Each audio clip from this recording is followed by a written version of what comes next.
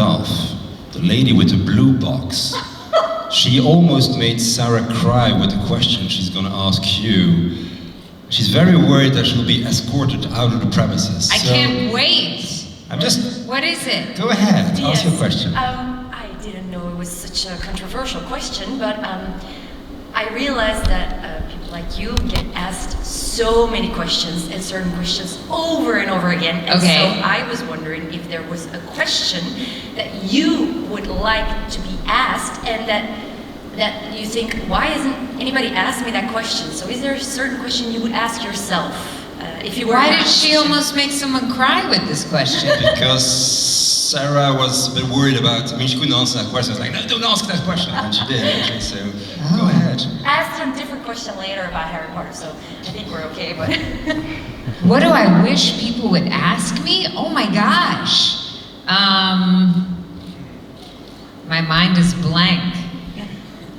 This is horrible. This is where I'm supposed to come up with a really, really interesting answer. No, What do I wish people would ask me? No, but it could be that you get a lot of the same questions and you think, oh, again with that, I've answered that already. I'll tell you what people ask me almost every single time. Who's a Supernatural fan? Okay, from Supernatural fans, I get asked, whoa! I just realized that you were holding this enormous blade so casually. She's just sitting here with a, what is that, a scythe? Is that what we would call that? Yeah, I'm dead. She's dead. You're dead. You are! You look fantastic! You're a fabulous death. I love this. I love that we come to these events and you just have someone who is death. And you're like, yep, that's death.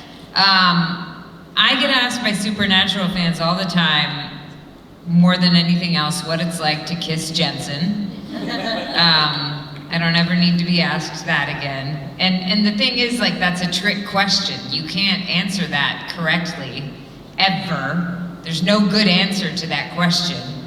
I wish people would ask Jensen what it's like to kiss me. I wonder if anyone ever asks him that. It's great, by the way, to kiss me. Yes. So I've been told. That's maybe why they don't ask him the question, because they already know the answer. Yeah, they already know. Exactly. What do I want people to ask me? I want people to ask me about really silly things, I guess. I want them to ask me about my dogs, which they do sometimes. I want them to ask me... What did you have for breakfast? Yeah, what I want for Christmas, you know? Where I would like the money sent, that they're going to send me momentarily. I don't know.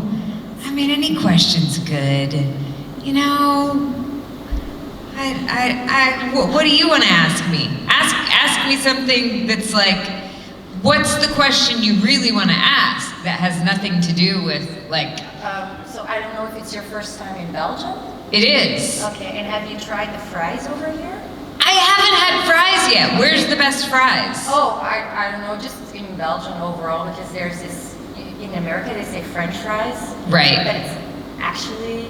It should actually be Belgian fries? Belgian invention. It's probably someone from the south who spoke French, and that's why they say French. Oh, But that is so rude. No, it's okay. And just How just dare if they? you like fries, definitely try some fries in just a restaurant. Okay, now what's the correct style? Because, Oh, or should they be like long and skinny? or Thick? thick and plump, or no, there's no style. It's all good. Whatever. Okay. All right. But not the wedges. Does anyone have like a restaurant that I should go to that has excellent fries? Actually, you should go to a restaurant. You should go there. In Belgium, there's what we call a frietkat, which is just where you can only buy fries and some other greasy stuff. What's it called? A frietkat, which is literally like a cabin where they sell fries, and you find them on the street. And these are the most typical. You would actually literally only buy a package of fries. It's like, Fantastic. It's like in England, the fish and chips. Yes, and they fish do and it in chips. a pointy bag, and then you can add some sauce, or you can have some bitterball or anything like Let's that. go. We're a small enough group. We should all just go together. I love it. In the center of Brussels. Are you staying in Belgium tonight? Yeah. Okay, I'll point you the way to the famous Fantastic. places. All right. Field trip. Thanks. All right, the blue box, or the pink box, sorry, go ahead, Big pink box. box. Guess I could say. Yes. English or French? Hello, Emily. Hello. I'm still having a very hard time figuring this Isn't that box weird? Yeah. Wait, you have two mic. Oh, that's a camera. Yeah, that's But it's got a ginormous microphone on top. Look at that. So first off, well, I'm kind of very surprised for the empty room, but I'm kind of like suspecting that if you had submitted a picture of you with the armor helmets, like the whole room would be packed. But anyway, like thank you for coming and welcome. Thank to you for Belgium. coming. Because what if there were nobody in this room? I would still be up here talking. I think it's also. I because wouldn't of lunch care. break. I would sit think it's next also to you because of lunch break. just to have a chat. Yeah, we would just talk. And I would still just lounge on this couch. So, I wanted to ask a couple of questions, like one serious and one a little bit more silly. The serious one is like for the Mandalorian. Like I know that we've seen a few interviews of Pedro Pascal and Who? Pedro who? Pedro- What? Pedro who? Saying that it's very hard to being able to act within an armor, within a helmet, and same like other of his colleagues also say that it was actually very hard to be on the receiving end of this, trying to react to someone who you cannot see the face of. Right. And seeing all of your scenes with him were basically like the two of you are within a helmet and an armor, like nobody can see each other. Was it like double whammy, like double the Mission Impossible? It was such an interesting challenge, a wonderful challenge. I really enjoyed it. I had experience when I was in acting school doing mask work, but I hadn't ever really gotten to do it since then. And it is such a specific thing and such a bizarre thing. You realize when you are trying to communicate and you can't use your face. And it means that you are wanting to use every other part of your body that much more. But I think with the armorer, she is somebody, I realized that she was somebody who was just very still overall. You know, she wasn't somebody who would use a lot of gestures like I do. I am somebody who moves a lot. I'm very fidgety, I'm very kinetic. I have a lot of energy. What did you say, sorry? Who the hell casted you? And so those first few episodes that we shot, there was a lot of collaboration between those of us who were wearing the armor and our directors to discuss what translated and what the language of movement was, especially on camera, because when the camera, you know, is only focused on, say, your head or just on the upper half of your body, and you're seeing things magnified, the movement is that much more important, you know, if it's not your entire body. And I have to say that for me, it meant that I really had to just trust that what I was feeling and what I was thinking was going to come through. And I have to say, it wasn't, I didn't find it hard to know what he was thinking and what he was trying to communicate. It's funny that way. I don't know why, but Mandalorian telekinesis. yeah, I don't know. Maybe you know, Mandalorians just like understand each other. But it was wonderful, and it was wonderful. You know, there was sort of an emotional element to it too. It felt like it helped me sort of breathe and just settle and just trust more overall. And I think that also helped me feel more grounded in her It helped me slow down more because I knew that I needed to listen both, using my actual listening, but also just listen sort of in a larger sense, in a more like spiritual, emotional, mental sense. I needed to listen to what was being told to me, and sort of helped with the character overall, that I had to like slow down and tune in to what was going on. So it was a very interesting thing. Well, you have done a wonderful job. Thank you. Thank you. And the second question, sorry if I'm kind of hugging, but we know that for Disney, like Mickey Mouse is actually about to get into the public domain. Like, it's quite a big thing right now. So I know that Disney is doing everything they can to try to keep it, but well, the law is the law. So now the thing is, I got a theory. I don't know what you think about it. Just a few years ago, Grogu was introduced. Right. And I kind of suspect that he's going to be the face of Star Wars for the next coming 70 years. And I'm wondering, do you think that it might be possible that Disney had introduced Grogu to be the new face of Disney? Oh The man. new mascot. I mean, it could be.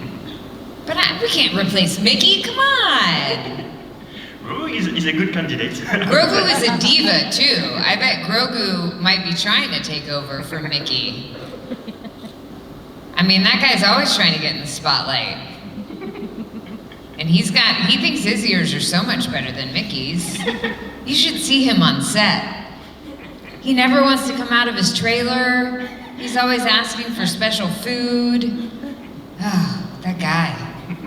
So demanding. And you never see him coming to do conventions. He never wants to do this stuff. He never comes to do a Q&A. That's a shame. Yeah. And who gets paid more than anyone else? Grogu. It's ridiculous. But we wouldn't have the show without him, so. It's a Grogu show. Yeah. All right, thank you. Thank you very much. Thank you. Blue Box, take it away. Thank you. So now the Supernatural series is over. If you take another shot and they recast all the character, would you like to play Amara again or another character? Oh, well, I would like to give Amara a different ending. Because, I mean, after all that, just to get absorbed into Chuck was such a bummer. Yeah, I would like her to have another shot. But it would also be fun to play another character. Man, there's so many good characters on that show. No, depend on gender, man or woman character. Yeah, well, I think it would be fun to beat Chuck, since I spent so much time, trying to find him first of all, and then arguing with him. And I mean, it'd be nice to be him and maybe be a little less of a jerk. But there's so many cool kids. I think it would be fun to be Lucifer. He seemed to have a good time. Or it would be really cool to be, I always tell people I would like to try to be Dean for a day, just to know what it would be like to be so good looking, so handsome, to see how people would treat me, because he's just so pretty. You're pretty. You're handsome. You're What are very you on pretty. about? Well, thank you, but not like that. Yes, you are. Of course. He's just like an alien, because he's so pretty. Or I would like to be Baby, because, Baby's just got, he, it, her, whatever, the car, has seen so much and has so many secrets, probably. Gets to go on so many adventures. Who would you want to be on Supernatural? Maybe Bobby for Bobby, yeah. for I'm the brother and how do I say that? Dites en français, je traduirai. Et pouvoir guider les frères et les engueuler quand il faut, mais toujours être la figure paternelle à leurs yeux. Tout savoir sur tout, mais en même temps découvrir de plus en plus de choses sur l'univers. Okay, so to be able to guide the brothers, to know everything, but discover things about the universe, that's why he would like to be Bobby. That's a much better answer than mine. You should be up here. Thank you. Thank Right, Pink Box, take it away.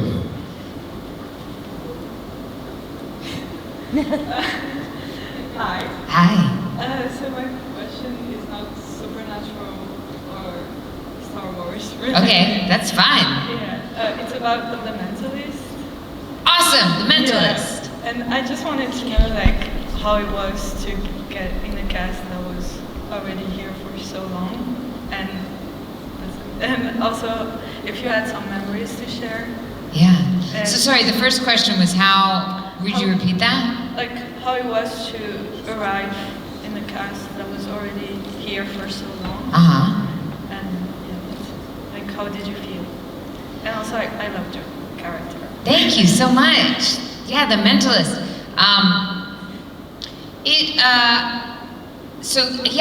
I came on that show after it had already been on for 5 seasons. And my understanding is that they wanted to add some new characters to the mix. I'm sure there's a lot that I don't know. There's often a lot that they don't tell us as actors. But I think because the Red John storyline had ended, they were looking to just try something new. So he was going to join the FBI. I had so much fun though, being somebody who got to put one over on Patrick Jane. That was so fun. It was fun to see. Yeah. But it was also, I mean, it was very short-lived, right? Because I got to trick him for a couple of episodes, and then, you know, he wound up being smarter than me after all for the whole rest of the time I was on there.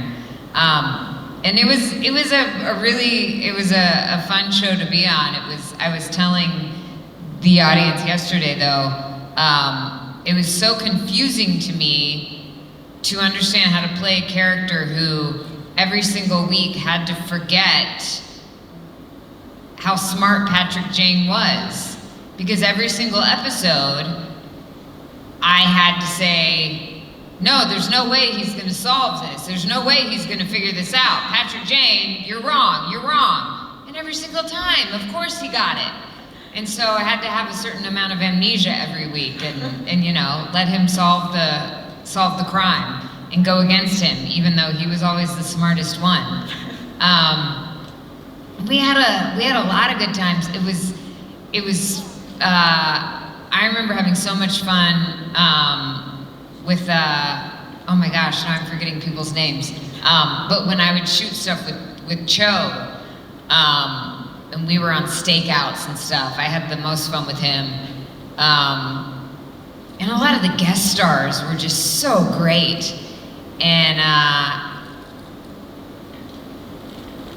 remember it was funny because at first they were trying to pretend that we were in multiple different locations because they wanted us to be traveling all over the country, but then they realized that was gonna get way too expensive to pretend that we were shooting in different locations, and so I feel like we just kept winding up in Texas over and over and over, but really we were in California the whole time shooting there.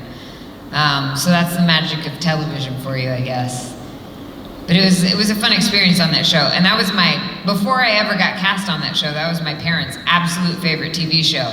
So it was so much fun when I got cast on there to tell them that I was going to be on The Mentalist. That's awesome. They enjoyed that, yeah. I do have another silly question. Okay, hold the box a little bit up. Yeah, Okay. there you go. What's your favorite fruit? My favorite fruit? Yeah. My favorite fruit is probably... I really like blueberries. Do I have any blueberry fans out there? How do you say blueberries in French? Myrtille. What is it? Myrtille. Milty? Myrtille. Milty. All right, thank you. Right, Blue Box, take it away. Death. Look out, guys. if you had more time on the last season of Supernatural, would you have liked to have more screen time with some other character, with I don't know, with Charlie or maybe with Jake? Do you think that you would have developed a relationship with Jake, like a grandmother, Amara, or someone else? I think so. I think that, well, yes, I would totally love to hang out with Charlie. I think that Charlie is awesome. I wish that Amara could have had more friends. I think that Amara spent too much time being so hung up on her brother in season 11. I really wanted Amara and Rowena to be friends, and I was hoping in that episode that they had together that maybe they would wind up forming an alliance, but no such luck. And I like to think that that at the end maybe Amara and Jack wound up, you know, yeah, sort of having some sort of alliance like that. We don't know. They left that sort of unresolved. So I like to think that maybe they're hanging out, maybe they're making up for lost time. Yeah. Thank you. Thank you. All right, Pink Box, go ahead. Hi. Hi. I was curious, especially on shows, especially in this case on Supernatural, how far in advance do you get your scripts and or your general story arc? Oh my gosh, that's a wonderful question. You would be shocked. Not far in advance at all, usually. It depends on the show. If it's a show like The Mandalorian, you usually you very often don't find out anything until right before you're going to shoot it. Sometimes some of the actors on the show don't get anything until the day they're shooting it. For something like Supernatural, I would find out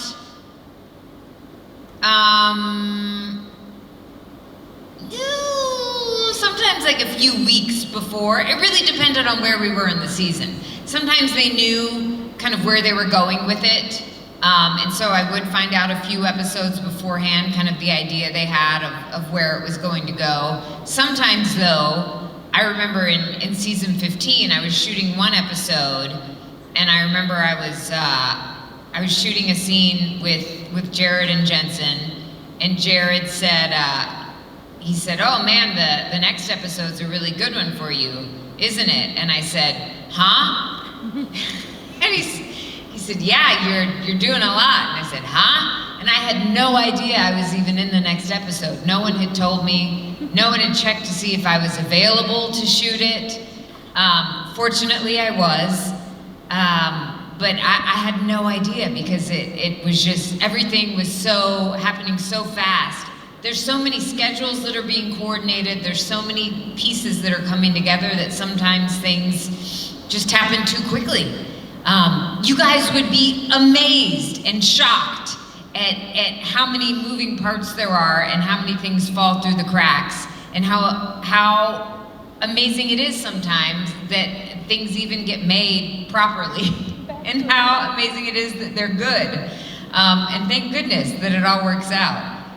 But yeah, it really depends on where they are in the season, and sometimes the writers have a very distinct idea of what they want to do with something, and so they plan it in advance, but then there might be, for one character, they might have a really solid idea, and there might be this surprise that happens with something else, and then they realize that's a good idea, and so then they go with that. And it's kind of wonderful how everything works out, because I think that for all of it, it's the result of, a few things that get planned out, and then these happy accidents that happen elsewhere, and it all sort of comes together in this beautiful symphonic mess that winds up hopefully being something beautiful, and sometimes not, but usually it does. And then we wait and see how all of you receive it, and hopefully you love it. And sometimes you see something even more beautiful in it than was intended. and you discover things that we haven't even noticed, and that's when it's really magical. So thank you for seeing the magic in it. Blue box, take it away. Okay. Talking about Supernatural, what you're thinking about the Winchesters, that the prequel from Supernatural, what's going to air on in a few weeks? Yeah, I mean, I'm excited by the idea. I think it's a really cool thing to try to explore. I know there's a lot of mixed feelings about it, but I'm intrigued by the idea. I'm open to it. What do you think? I'm quite intrigued as well, because apparently it goes way more about Man of Leathers. You see some symbols there, so the legacy that the brothers have from their father, but I think from their grandfather actually.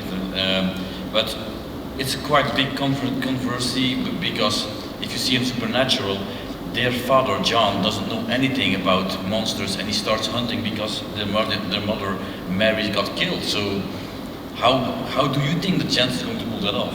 Because he's directing it, so. I don't know. That's above my pay grade. I have no idea. Yeah. I guess we'll have to wait and see. Yeah, I'm looking forward to that one. Yeah. Actually, I believe there were 9 Impalas there, and on set. Have you driven one? No, I've never gotten to drive one. No. No! I've only had one. Oh my gosh. Do you remember the episode where I was standing there and I had the Impala speeding at me? That was terrifying, because there really was an Impala. Who was driving it? Was Sam driving it? Yeah, it was Sam. In that episode? So he genuinely had his foot all the way on the gas, and there was some device that was holding the Impala and keeping it from actually speeding at me. But that device could have broken at any minute. And it was one of those moments when I just thought, this is insane. What am I doing with my life? What is this profession that I'm in, that I'm standing here in front of a car that was only, 20 feet away from me, that could have at any moment broken away and just run me over. But I've never gotten to be behind the wheel of it and drive it. I've gotten to sit inside many of them at conventions. They have the replicas and but no, I've never gotten to drive one. I would love to. It's a beautiful car, isn't it? Yeah, it is really. Yeah. One small question. Yeah. Small. What do you think about the controversy in Supernatural? Because if you see the completely Christianity view about God and He's Almighty, and then you see Amara and his sister and light, darkness, it's so overwhelming. But what's your thought about that? What's my thought about what? The whole controversy between the light and the darkness, the brothers and sister, how Supernatural flirts with mythology and all those things. Well, you mean that versus actual? Yeah. Well, I think that that's definitely, for me, I separate that from any of my own personal views of spirituality and religion and my own religious views. I feel like Supernatural has done a beautiful job of creating its own mythology within the world of that show and within the storytelling of that show. And personally, I don't think that it's trying to say anything about any real world views of any particular religion. I think that it's sort of created its own thing that serves the purpose of the stories that it wants to tell for these characters. And I actually, it's funny because whenever I go home to visit my family, I still go to church, at the church where I grew up, and people have known me since I was very little there. And there was this one time when, it was just a couple of years ago, I was going to church with my parents, and I walked in the lobby, and somebody spotted me from across the lobby, and they said, "Hey, it's the darkness." And I was like, whoa, whoa, whoa, whoa, whoa, whoa, whoa, whoa. was like, okay, not everybody here knows that you're referencing a character that I play on TV. Don't call me the darkness at church. Like, that's just weird. And not everybody is gonna know what you're talking about. So that was sort of a strange collision of this, you know, this fictional character that I play in the real world. But for me, I personally, you know, and everybody has their own personal views that I respect on religion and their own spirituality, and my personal views of religion are very different from the mythology, I guess, that's been created on the show, and I don't have any trouble separating that. Okay, thank you. All right, the lady who almost makes guest stars cry has another question for you. Hi, again, I'm sorry. I was wondering, you know, as an actress, you might have certain people or others as a sort of a role model or as an inspiration. And if there ever was a character in a movie that you would have liked to have played instead of somebody else's. Oh man, that's a tough question. Oh, sorry. You're asking me to name names now. Oh man, I'm gonna sit down here for this. I feel like this couch just begs you to like pose in so many different ways. Oh golly, role models, yes. I mean, that's an easy one because I am fortunate to know so many people in my life that I just think are exemplary human beings and have given me a good model to look up to. I mean, I was raised by really great parents, and I'm very fortunate to have that because I think it's so great when you have people right there at home that you can look up to. And then I've also had the tremendous gift of getting to work with people who are remarkable artists, but also just really good, kind, compassionate, generous human beings. And I think that that's so important because unfortunately I feel like actors often get away with a lot. I think there's this weird permission that we sometimes give artists to be very badly behaved. Like if you're a creative genius, you're also allowed to be a jerk, and I don't understand that. But I've worked with some wonderful, wonderful artists who are also wonderful human beings, like Alfred Molina. I did a TV show with him, and he's just phenomenal. Mark Rylance, I really look up to. Bill Irwin. All just top-notch humans. Roles that I would love to have played. I feel like I've like blocked them from my mind because I just tried not to think about it. Okay. Roles that I would still like to play though. I really want to do the musical Sweeney Todd and be Mrs. Lovett. Yeah. And they're about to do a revival of that on Broadway. Not with me. Oh. But that's okay. I think, well, no, I always wanted to be Cruella de Vil.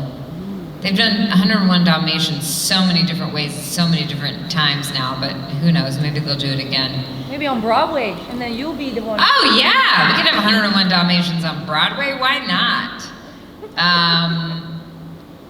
Whenever I get asked questions like this, my mind just goes blank. It's a gift, apparently. Yeah. Your superpower. Yeah, I don't like answering like favorite questions or something. No, I understand. I don't have that either. Favorite color, favorite food, it's too difficult. Yeah, I was able to answer blueberries, and that was like the extent of my Okay. favorites. Emily, we got time for 2 final questions. So, blue box. That's it. We're almost done. Well, once again. Hi. Hi, it's been a long time.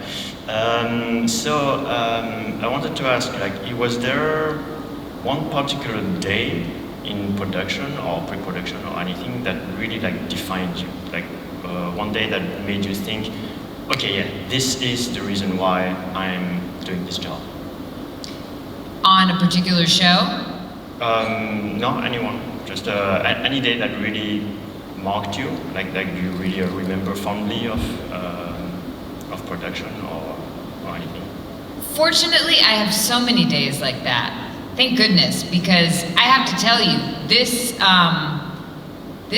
being an actor is full of so many highlights. I mean, like getting to be here, talking to all of you, getting to come to a convention like this is one of the peaks of what I get to do for a living. But there are also, there's some insanity in what I do. And there's, I get to play these incredible roles, and then there's also hundreds of jobs that I audition for and hundreds of hours that I put into those auditions that I never get. And sometimes I question what I do for a living because of things like that. But then I have these incredible moments, and I've had so many of those moments on sets like Supernatural, on The Mandalorian, especially when I do theater, because I started out acting on stage. And I have to say, it's the moments when I get to be in community with other actors, and when we're all trying to solve a problem together, when we're trying to figure out a moment in a script, and when there's something that's maybe not quite clicking, and we know that we can all kind of feel what the moment is supposed to be, but we know that we haven't exactly latched onto it. And there's a lot of moments, it's strange because it's a community thing, creating a play or creating a film, creating a TV show, but there's a lot of moments spent in isolation before you get to that community experience, because the actors have to do the work on their own, the lighting designer has to design things on their own, the sound designer, the director, everyone has to do their work solo before they bring it in. And then once they bring it in, that collaboration, like all of those pieces have to find their way to how they're gonna fit together. And sometimes it's dissonance before it all becomes harmony. And my favorite moments are those moments when you start to hear what the harmony is supposed to be, and you start to find that with each other, and you realize that it is going to be this beautiful harmony together, and you start to find those moments where you're really communicating something, and you can tell you've really latched on to that story, and you can tell that you've really found something special. And those are the moments when I know that it's worth all of those hours of, sitting there desperately trying to memorize lines, desperately trying to figure out a certain character, spending hours taping auditions and never ever hearing anything about them, because we're all hoping that we have those moments of being able to communicate something to an audience and being able to share something about the human condition and share something to connect with other people, and have that received. And those moments when we've latched on to that crystal clear storytelling, that's when it feels like it's all worth it. So that's when I feel that, and it's different every time. I feel that in a play, sometimes I feel that when I'm on a set, sometimes I just feel that because of the people that I'm working with, and it's not necessarily even like when we're filming it, it might be something that happens behind the scenes, or it might be something that happens with the crew. But it's just all of that's part of the storytelling process. For me, part of the storytelling process is when I get to meet all of you at conventions, because you are the audience. And that's the strange thing to me about doing film and TV, is that the audience isn't there while we're doing it. In theater, the audience is right there while you're performing. But when I do film and TV, I don't know what the audience experience is like. I don't know until I get to come talk to you here, and we get to commiserate about what that experience was like for you, and that's so completely valuable to me. And so I thank you for taking the time to come hang out with us here and share what it's like. All right, we got time for the very final question. Pinkbox, take it away, make it count. Final question. No pressure. Hello. Uh-oh, your microphone went off! So now it's working, okay. Okay. What's the best role in your career that you would like to return and continue that story? Oh, wow, that's a great question. Okay, so,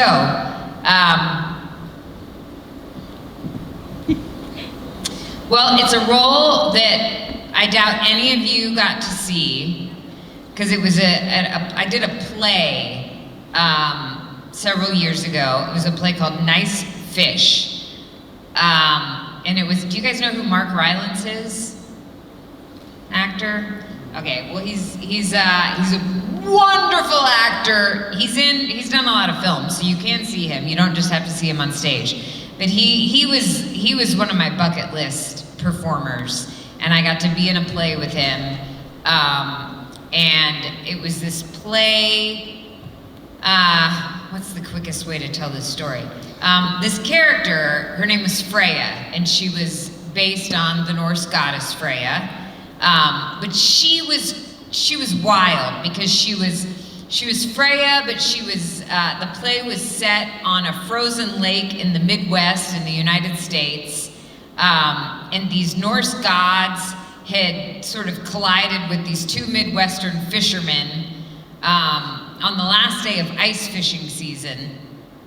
And the fishermen didn't know that they were gods and goddesses. And Freya just really wanted to throw birthday parties for everybody. And she was one of those people who was so well-intentioned, but was a total mess. And like just really wanted to make everybody happy. But I don't know if you have friends like this where like they're so generous and they just, you know, they wanna have fun and they wanna throw parties for everybody, but they just mess everything up.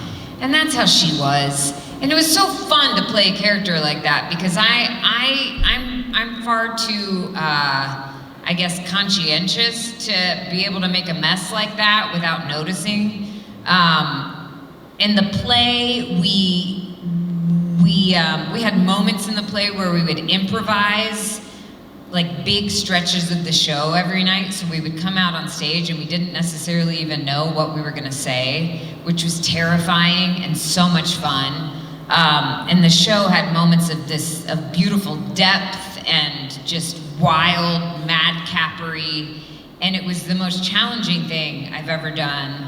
And so rewarding and so much fun. So I would like to revisit Freya. Her name was Flo, though, in the show, but we knew she was Freya. Emily, you are amazing, but I have to cut it short. Ladies and gentlemen, thank you. give it up for everybody. Emily!